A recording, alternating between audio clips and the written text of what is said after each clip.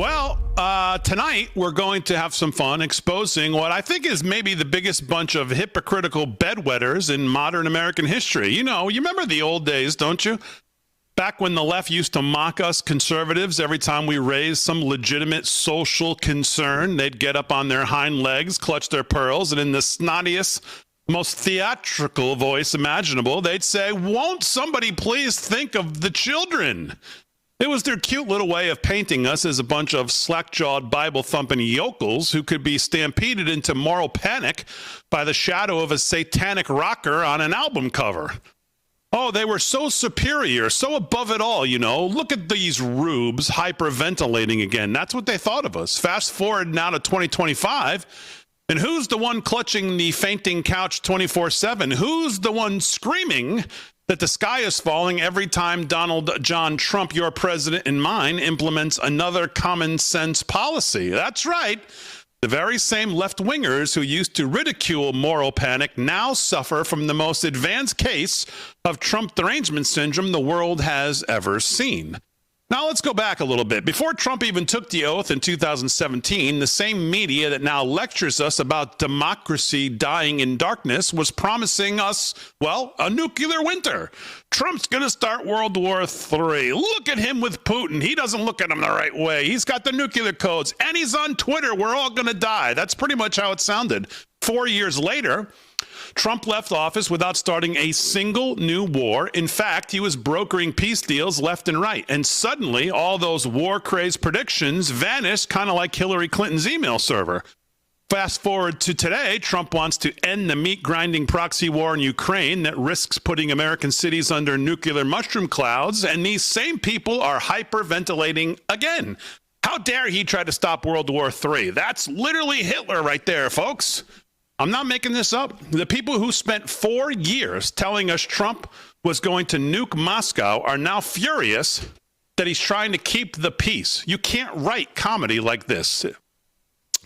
Then came the great tariff panic of 2025. For 6 solid months, the smartest people in the room, you know, the same geniuses who told us inflation was transitory, promised us that Trump's tariffs would collapse the economy faster than a Biden sentence collapses into incoherence.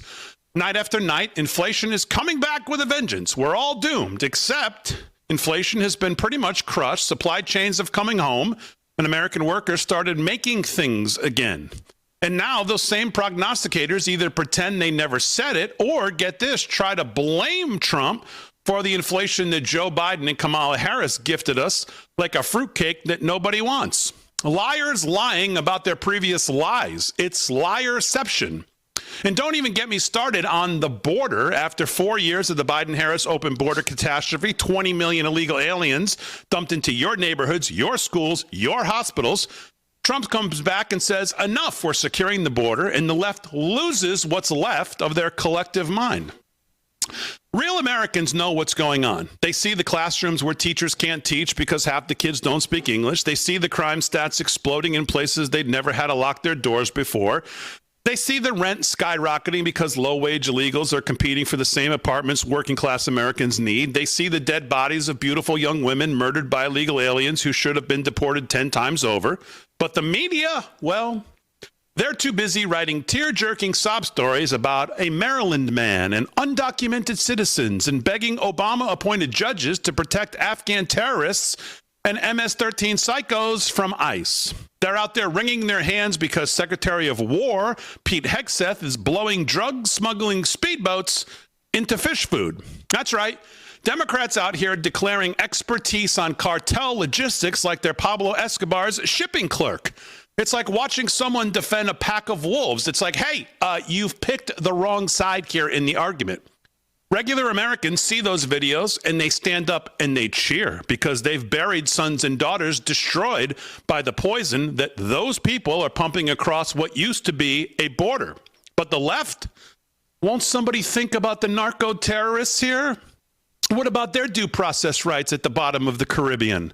There is nothing that the Democrats' chronic TDS can't help them find a sick way to defend. I kid you not, folks. These are the same people who used to mock us with "think of the children," now demanding we shed tears for the animals who murder our children with fentanyl. This, ladies and gentlemen, is what peak Trump Derangement Syndrome looks like. It's a mental disorder, and only prescription is a daily diet of winning. And unfortunately for them, winning is exactly what President Trump keeps serving up. So the next time some leftist starts hyperventilating about the latest fake crisis, just smile, change the channel, and remember, the same people who mocked us for caring about children now want us to cry for cartel killers. That's not compassion. That's not journalism.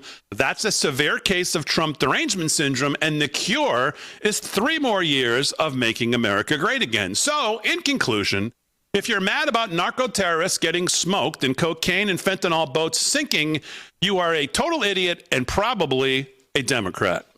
And that's tonight's first word.